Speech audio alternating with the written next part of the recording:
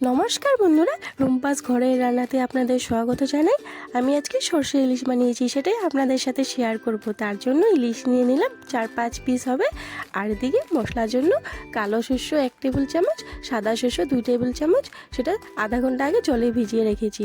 আর এদিকে পেঁয়াজ বাটা 2টো মিডিয়াম সাইজের, হলুদ, জিরে গুঁড়ো আর স্বাদ মতো নুন। বেশি মশলা নেব না, কেন কি মাছের টেস্টটা না তো চলে যাবে। আর এদিকে কড়াইতে তেল গরম করে এদিকে পেঁয়াজ বাটাগুলো দিয়ে দেবো, দিয়ে হলুদ আর নুন দিয়ে কষাবো। জিরে গুঁড়ো সাথে দিয়ে দেবো আর কাঁচা লঙ্কা দেবো। আর বাটিটা ধুয়ে অল্প জল দিয়ে দেবো। জল দিয়ে 2-3 মিনিট হওয়ার পর মাছগুলো দিয়ে দেবো একে একে। হলে হালকা হাতে ওই পিঠ উল্টিয়ে দেবো। তারপর এটা 2 থেকে 3 মিনিট হতে দেবো। হওয়ার পর রেডি। উপর থেকে একটু কাঁচা সর্ষের তেল দিয়ে দেবো আর একটা কাঁচা লঙ্কা চিড়ে দিয়ে দেবো আর ঢেকে রাখবো। তার 5 মিনিট পর